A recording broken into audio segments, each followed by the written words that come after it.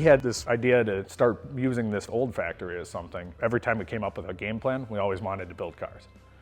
Whatever it was, we came back to cars. And when we started looking for something to build, this car popped up, and that's where, you know, the whole situation started. What Wally Troy did was build kind of an all-encompassing custom car that embodied elements of hot rodding, the race cars of the day, and sports cars. It was an aluminum-bodied car, but used very traditional hot rod style running gear with a racy aluminum body. This is the October 1960 issue of Hot Rod magazine, and this is where the Troy Roadster was first featured. The car has kind of been a combination of a lot of parts, as most hot rods are, so it's got a lot of Ford running gear, along with a Chevy engine and transmission, and then a lot of custom parts that he built over the years too. So another cool one is that it actually was in a comic book. There's a couple old pictures of it, and you can tell it's just totally the exact same car. It's got the double bubble windshields,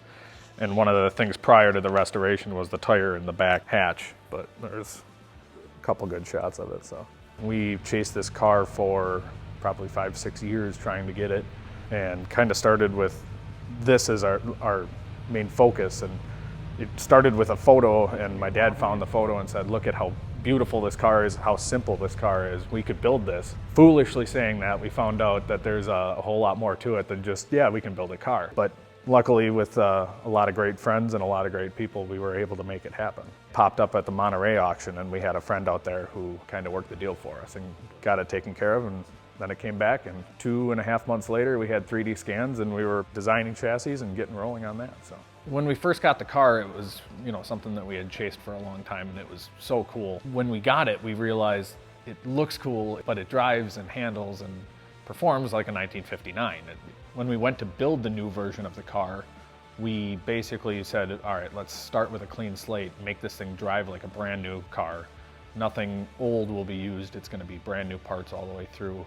And let's make this thing handle like a brand new F1 Indy car, anything like that. So this is our concept car. Luke DeLay did the body from Marcel's Metals.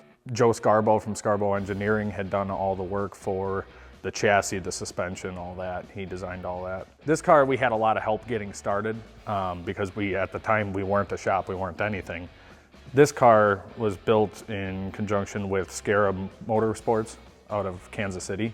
They kind of helped get us started, get us, you know, pointed in the right direction, and got a lot of contacts figured out early for us. This one they pretty much took to completion. We had to tweak a couple things, but this was, you know, as the concept car, we had them help us out big time. This was basically what got us all started and made it all possible. So our first car that we built in-house is the prototype here, and this one was start to finish, the first car here.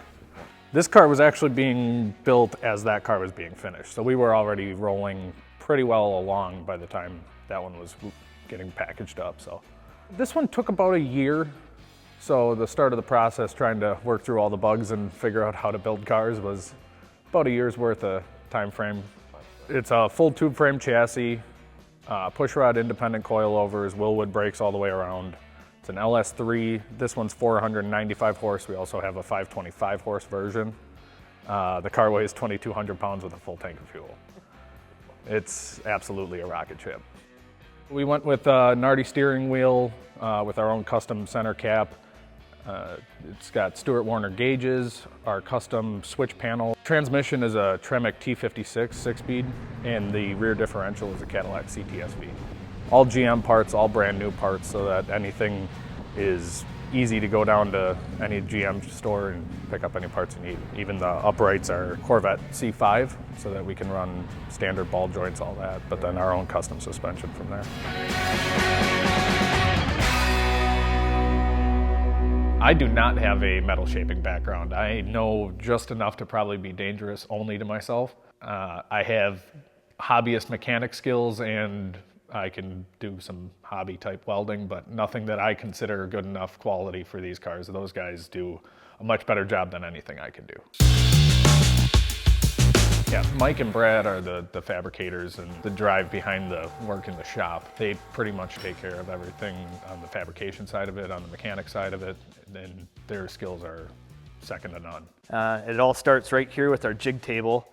You can kind of see how all the tubes line up inside these little V-notch grooves. And that's the main structure of this car. You start there with the flat pieces and start building up. Yep, get the whole lower frame sitting in there. And you don't start welding anything till it's sitting nice and relaxed in there. And then from there you start building up.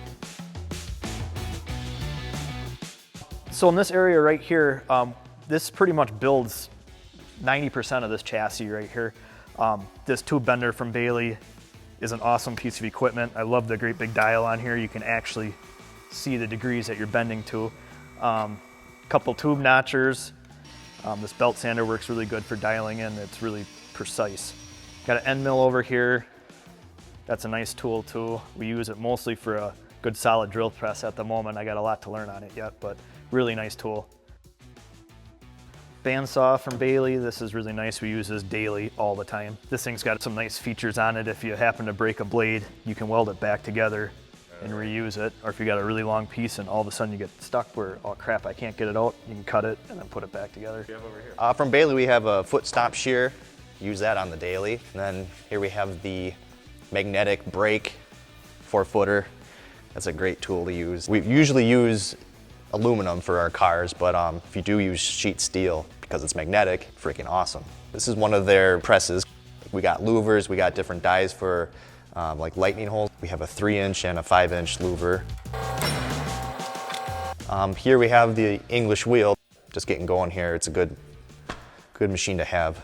I'm still learning on it. Then here we got shrinker stretchers. Well, the price is right. Let's go for 2. Now you don't have to change the dies. It's a really nice, small, compact unit. Wheels on it, you can roll it right over to the car you're working on. You don't have to, put a bunch of trips in around the shop, so that works really nice. And then here we got a bead roller. I think this is the 36. Great machine. The quick disconnect, as you could call that. I don't really know. That works absolutely awesome, because if you're coming through in on a panel and you get to a spot where you got to stop, instead of adjusting this however many times, was it 3, was it 2, I can't remember, you just boom, pull it back out, right back to where you started. Variable speed control is awesome. What I like about it, you can set your dial so you got your top speed, but with the foot pedal, the harder you push, the faster you go. And of course, it's just a well-built machine. I mean, high quality, tough. We've got a bunch of different dies for it. I mean, all of Baileigh's tools have, anything from general to very specific uses. Something as simple as punching louvers in the side panels becomes so much easier with the hydraulic louver press. Without the bead roller, we're not able to do the step bead that helps us flange the panels for the Zeus's. You use the tube bender every time we build a chassis, and without that, I mean, we're sitting there, fighting an older piece of equipment that might not do the job nearly as accurate as the Baileigh does. Well, for us, I mean, on the, what Baileigh does really great is their customer service. I mean, for us, we're only 2.5 hours away from the factory. We've driven down and picked up tools and talked with everyone there, gotten tours, and they've always taken the time to deal with us when we show up, so that's always been nice. And as far as the tools themselves go, I don't really think we've had a light bulb go out on our bandsaw, but that's about the only thing that's gone wrong. So when you're picked up by Baileigh's social media, it means that you're being recognized for what you're doing. And not only that, but you're being put into a group of people that, it's the top fabricators, it's the top craftsmen in the world. We're very fortunate to be considered in that. For me, just you can tell the quality of these machines. I mean, they're very, very well built, heavy duty, reliable. If they're not going to break on you. We're fortunate enough too, we live 2.5 hours from their main headquarters. So when we were getting half this stuff, we were able to go down and actually look at it and watch it run in certain situations. Yeah, so this is our chassis back in, just from the powder coater here. We did a bronze chrome on this and then chromed everything that you see from the outside as well. Pretty much everything on this is custom, from the radiator to our front drive accessories. The intake is hand built. We custom build the wiring harness in-house. Yeah, I mean, from start to finish, unless it's a GM part or something off the shelf that's just easy to get, everything on the car itself is hand fabricated. All right, so this car over here is kind of the second stage after we get the chassis built and the motor in it. We bring it over here, and now this is where we fit our body on it. This lift works nice. You can kind of get all the way underneath it and work from the bottom up. So that's kind of where this car is at, is fitting the body, getting that hung how it's supposed to be. Last year we did right around roughly 3 cars. That's getting faster and faster as we go. We've been building jigs for everything. So like this piece here, for example, you almost just put this down and trace it. And as long as you get your body fitment to where, on your starting point, the same each time, it's very close. It's really repeatable. So this is pretty much how customers can order the car. We are leaving them in bare aluminum, bare steel frame, everything like that, so that you can pick everything from powder coat colors to interior to your paint. Basically give you some sort of customization on it. We're the manufacturer, the dealer, everything put together, kind of. So. What I think is really cool about the Troys that we build here are the fact that it's almost a new American hot rod. The way Wally Troy had built the original Troy Roadster, it just combined so many different aspects of automotive design, from being a sports car to a custom to a hot rod. And when we sought to redesign this car, we obviously weren't going to do anything to change the original, but we thought, how can we build this car as a Wally Troy would have built it today? So that's why the aluminum bodywork was for sure. We were not going to compromise on that. The suspension, we did divert a little bit. We wanted something that would actually perform as good as it looked. Where Wally Troy used a 283 Chevrolet engine with dual quads, we went with the LS3, the modern equivalent of. Makes this car very drivable and a whole lot of fun.